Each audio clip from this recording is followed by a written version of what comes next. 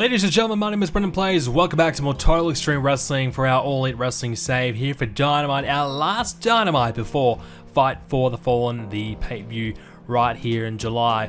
We're not going to waste any time here today. We're going to jump into this episode of Dynamite, and on the pre-show we got Killian King. She'll take on Marina Shafir. We signed Killian King to a developmental deal, so we finally decided to give her opportunity to join AEW in some capacity. She'll be in Ring of Honor for now, potentially could move up if she does well, but we decided to finally bring her in. On the main show though, Miro and Danielson, they go face to face ahead of their title match. William Regal, Ken Anderson's there, Sting's there also to mediate this showdown. And they go back and forth on the mic, talking about their upcoming match. 84 rated for this segment. Good stuff. It increased the storyline heat. I took a risk. I had Anderson talking in this segment as well. I wanted to try, we're still trying to really get his popularity up. And the only way to do it is being involved in these high profile situations. So we're doing it here. And I think he did a decent enough job. He was underwhelming, but I don't think he dragged down the segment too badly. I would have said maybe 90 without his involvement, but I think it's worth investing in Anderson in a long-term capacity. Next up, Brian Cage and Keith Lee teamed up, and they took on the Men of the Year, Ethan Page and Scorpio Sky. So obviously we mentioned last episode we're looking at doing a triple threat match, Keith Lee, Ethan Page, Brian Cage. Well, this time Lee and Cage, they team up and they take on Ethan Page and his partner, Scorpio Sky. Best match was Keith Lee, 82, very good. Brian Cage, 65 was alright. Ethan Page, 56, not too bad. Well, in the end, Men of the Year got the win. So, Brian Cage accidentally got wiped out by Keith Lee. Miscommunication, which allowed Ethan Page to come in and steal the victory. So, it's a way to help elevate Ethan Page, and Scorpio Sky probably might gain something out of it too. We did make sure that we keep Brian Cage and Keith Lee strong, so they will lose, but they shouldn't lose any popularity out of it, hopefully. And look, 66 rated match. Could have been better if they weren't being kept strong, but I think that's a decent enough match. It does lose heat though for the storyline, which is a bit of a shame. So we might need to try and do a promo on Dark or Rampage to elevate it up that little bit more before the pay-per-view. Next up, it's Darby Allin, and he accepts Chris Jericho's challenge. So he's telling Sting, yep, tell Jericho, I accept, well, let's do the match. Well, Jericho, he interrupts, and he gets in the face of Darby Allin and vows to get revenge. 82 for that one. So another way to advance that storyline, and we'll have Darby Allin in a match later on the show as well. Well, the Gunn family get their chance as a trio. They take on the Dark Order for 47. Not bad in the end.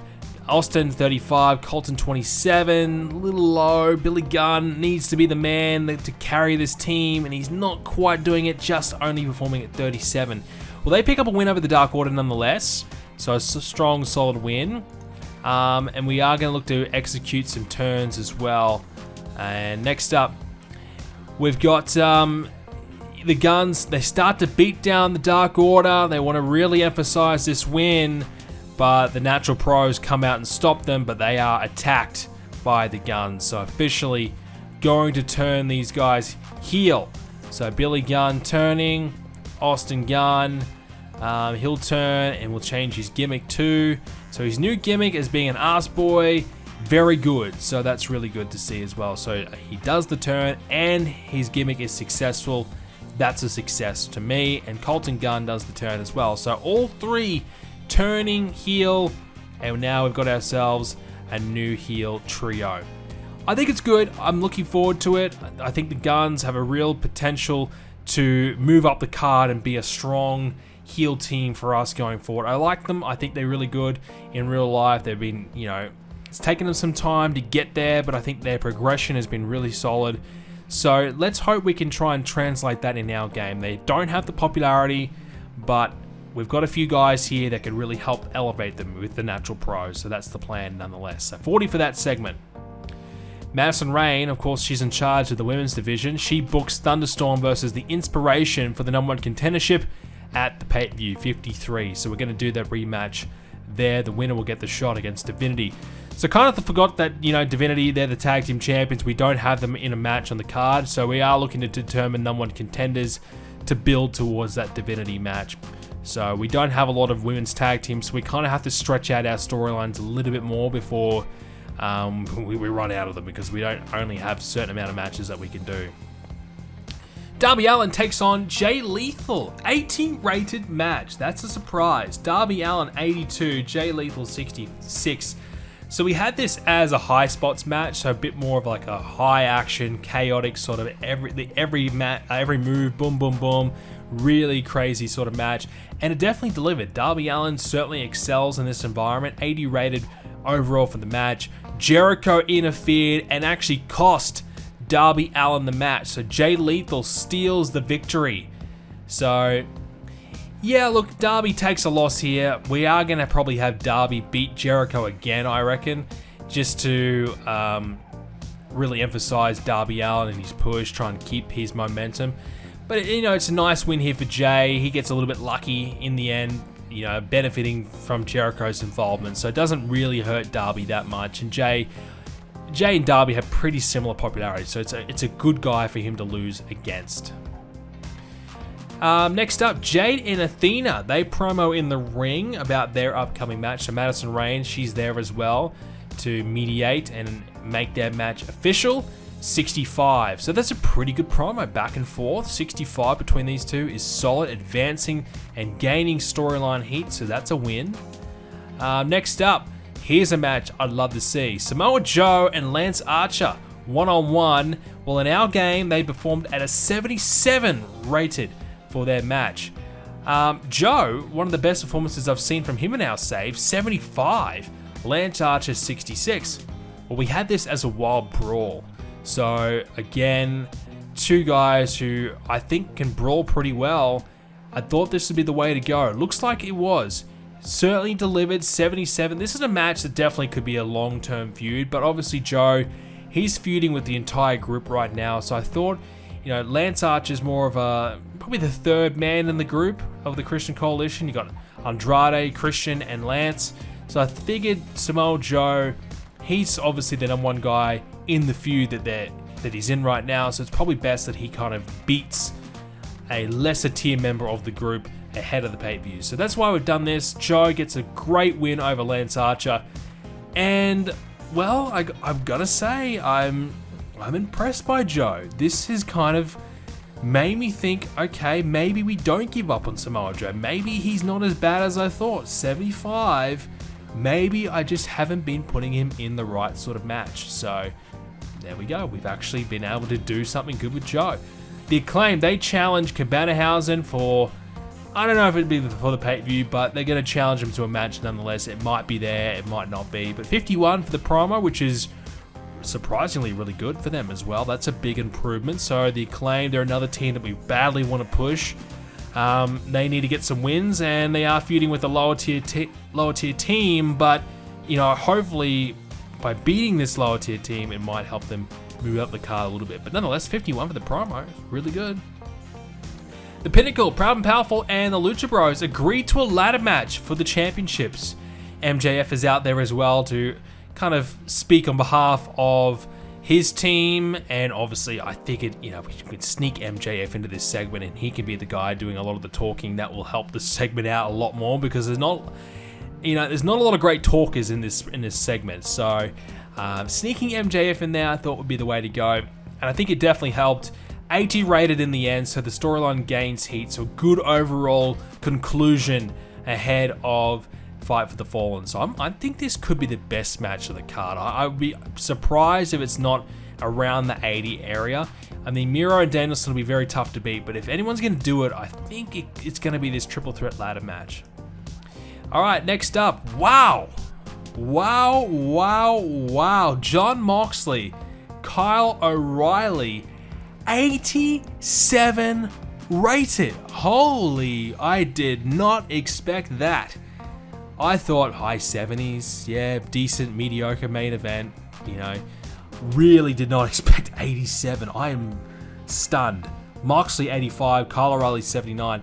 Moxley picks up the win And I did this as just kind of like a, one last encounter between these two teams ahead of the pay-per-view. Moxley gets the win over Kyle. Blackpool Combat Club stay with the momentum. Did not expect 87, so that's a huge plus and a huge win. Definitely Kyle O'Reilly. I mean, he did really bad in that trio last week. He had 60 rated something performance. That was terrible. But as a singles, 79, and as a team with just Bobby Fish, he's been fantastic. So it was strange to see him do so poorly in that trios, but today was very, very good. That's got to give us a good show, right? 82, that's great. That's a great rebound after what has been, we had a really bad episode of Rampage. We've had some alright episodes of Dynamite, but that's a good closer heading into a pay-per-view. I feel like I'm much more confident now. We didn't have a big angle or anything like that to close out and get the interest, but a banger of a match. Hopefully we'll do the same sort of thing that we're looking for. Post-show results for Dynamite. We've had nearly 1.6 million viewers. Obviously, let's not forget we've had our new AEW Plus that's been giving us some stronger ratings. And it's another factor here. So AEW Plus, 455,000. So I did notice that we did gain popularity in a lot more areas.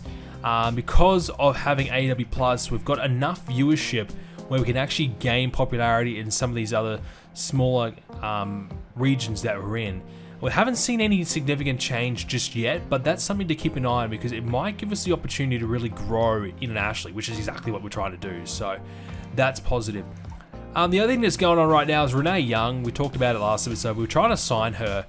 Well, she's still with the WWE. We're in currently a bidding war with the WWE right now. And the amount of money I'm paying for her is ridiculous. I'm not happy about it at all.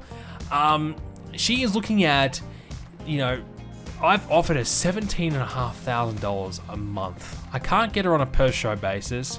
WWE continue to fight me for her. I have to give her bonuses. I have to give her more merchandise. And she still hasn't accepted it. So I'm going to have to try and go even higher to bring her in. And she's still umming and ahhing. She might go back to the WWE. So I'm trying to bring her in. I don't even know if she's going to be worth the... She's definitely not going to be worth the money. She's not going to wrestle. But look, another announcer, another interviewer with 55 pop, good mic skills. It could elevate a lot of segments. So let's hope that that's the case. Otherwise, yeah, we're making a big mistake. Now, the other thing I wanted to mention as well is we're looking at Ring of Honor, and I want to kind of talk about how they're sort of traveling at the moment. Look, things are pretty good for Ring of Honor. They're growing. We've gone from 40 to 46, 47. But if you actually look at their shows, yeah, they're not great. I mean, I'm not too concerned about it. But, 52, 51, it's very consistent around the low 50 area. The pay-per-view had a 59, Jay Lethal, Johnny Honor in a cage for the world title. Supercard of Honor 55. The anniversary show, which is the one that we booked, was a 78, which was far better than anything else that they've really done. So that's a bit strange, but I guess, that's just how it happens. But what I'm thinking about is that we might need to send some troops down to Ring of Honor. Now, there's a few guys, just quickly, obviously now Ring of Honor having AEW Plus, their viewership has exploded as well. They're getting double their viewership as well. So they are going to grow. They are going to be okay, and they are probably making us money now, which is great. And it looks like they are, because originally they had negative amount of money. They were in the red. Now they've got $104,000, and that's probably been because of the new broadcasting deal they've got. But what I'm thinking is that maybe we send a few of our guys that we're not really doing a lot with down to Ring of Honor for like a month or two, and just kind of let them have a bit of a run there. Maybe a few matches, maybe a pay-per-view match. One guy I'm thinking about is probably Adam Page. Maybe we send him down for a month, because at the moment I've got nothing for him.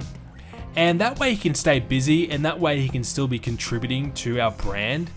And also kind of maybe when Malachi Black comes back, and we don't know what's happening in real life at this stage, at current time of recording. but he's currently on vacation. Maybe we bring him back and take him down to Ring of Honor, and maybe that's where he kind of serves his vacation time in real life. Well, he's actually in Ring of Honor, so we still can't use him. Well, we could, but we don't have full access to him, and he's still kind of wrestling, still kind of doing his thing. Maybe that's an option. But yeah, like even a Sammy Guevara, not much happening with him. Park's loosely involved in the tag title situation. Obviously, the Trios Championship, they'll probably be one of the main teams there. But there's a few guys that we could maybe think about. So one of them being Adam Page. I think I'm going to do it. I think I'm going to send him down to developmental, just to kind of, not to work on his skills or anything, but just to kind of do a month's worth of shows, month's worth of TV, have some good matches, maybe have a feud, and just kind of be involved there. So he's not happy that I'm thinking of doing it, but I don't care. We're gonna send him down there because Ring of Honor, I still want to grow it. I still want it to succeed. So we might need to send a few more guys.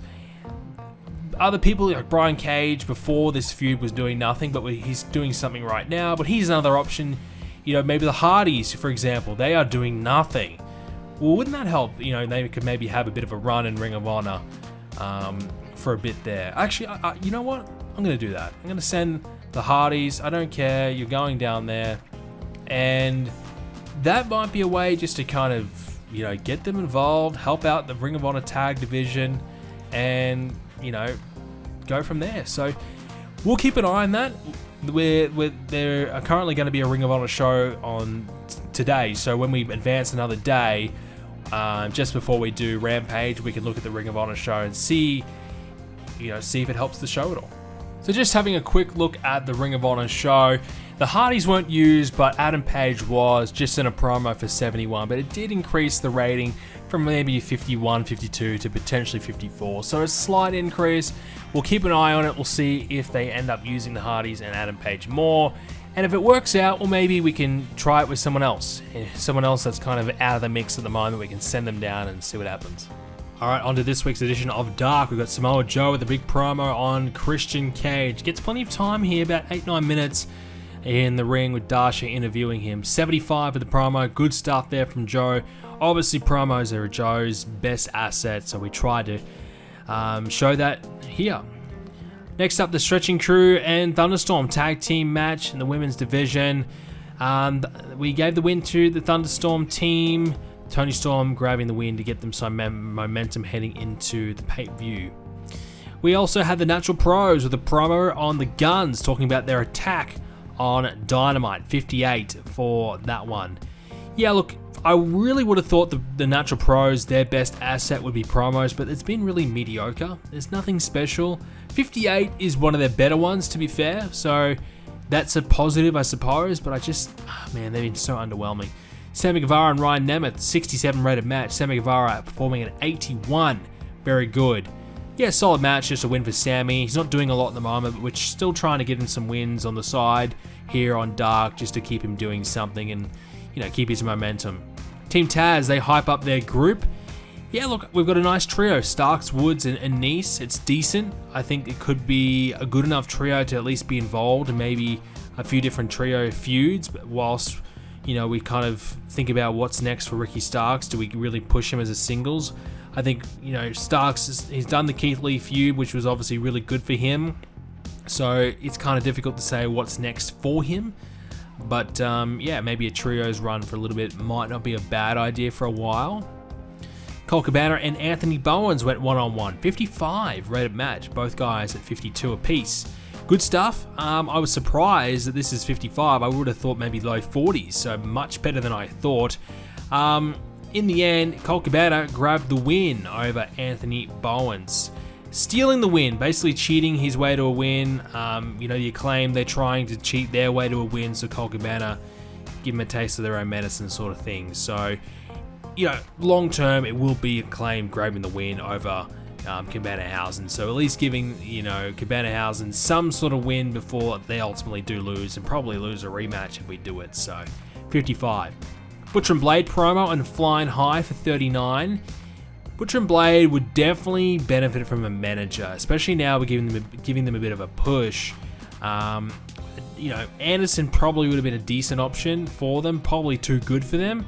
But someone just there just to kind of put Butcher and Blay in the right direction would probably help the team just go that extra step, I feel. 39 is decent, but definitely need to do a little bit better if they're going to be a legit team in our division.